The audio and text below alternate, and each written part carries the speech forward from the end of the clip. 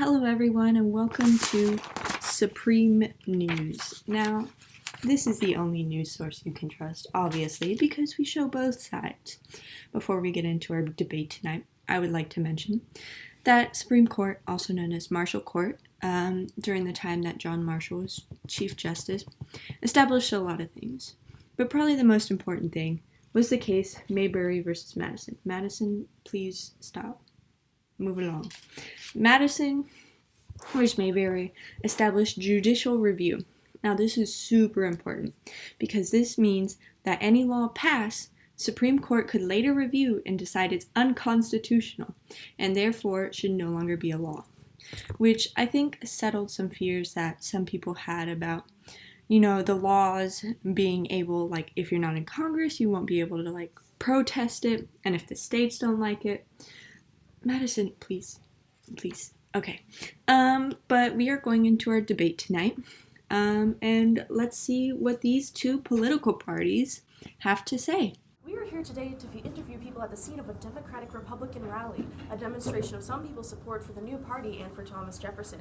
A few years ago, this was unheard of, as President Washington warned we, the American people, against the dangers of such divisive thinking. However, it appears as though we've gone astray from his plan for us as a nation, with the Federalists and Democratic Republicans constantly at each other's throats. I'm going to be walking around asking different people questions about their political parties. Let's go. Ma'am, is it okay if I ask you a few questions since you're obviously anti-federalist? Okay. So why are you against the Federalist Party?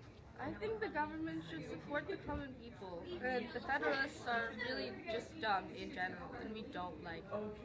So, do you not like the Federalists because they support wealthier people in positions in government? Sure. Cool. Well, it's been nice talking to you. Hi, sir, is it okay if I ask you a few questions? Oh, sure. Are you a Democratic Republican? Yes, I am. Cool, and what do you do for a living? I'm a farmer, and I own a small farm. Cool, and why do you support Jefferson and the Democratic Republicans? I support an agrarian economy. We don't need none of those newfangled manufacturing things from up north. Thank you.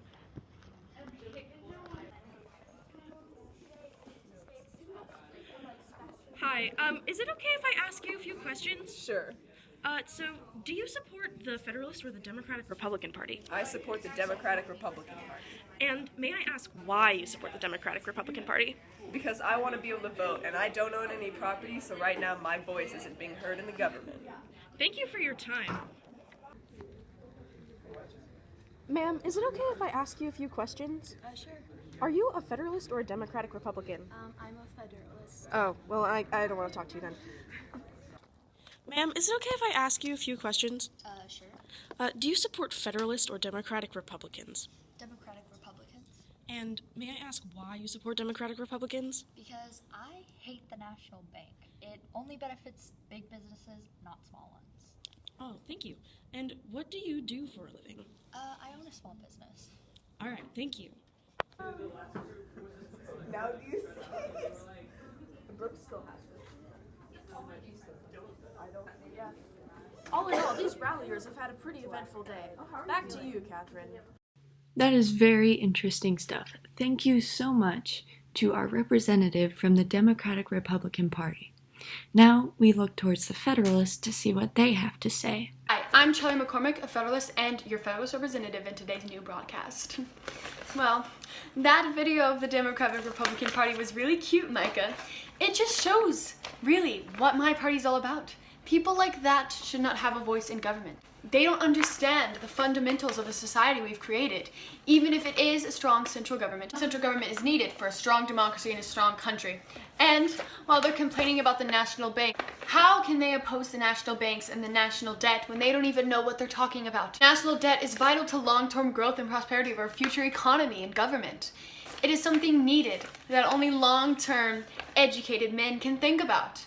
The common man has no ideas about our future of the government. Also, they oppose tariffs and import taxes. It's helped protect the national government, and it's also used as a source of income to provide a better government for the people. And if you don't believe us, I think our party supporters speak for themselves. Merchants, educated men, and businessmen. We as a party are the best parts of society. And we are what keeps society going. Speaking of what keeps society going, trade with the British is crucial in our political government. And trade with the British is crucial in our political government.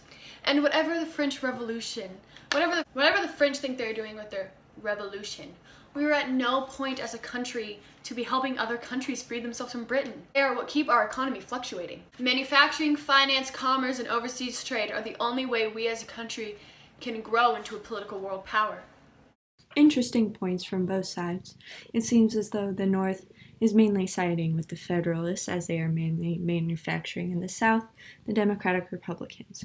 We'll have to see how this all shakes out in the election. Now, remember, if anything, political parties, we could care less about them. But Supreme News, Supreme Court, we show all sides, and we make sure all decisions are constitutional. We're looking out for you. Thank you.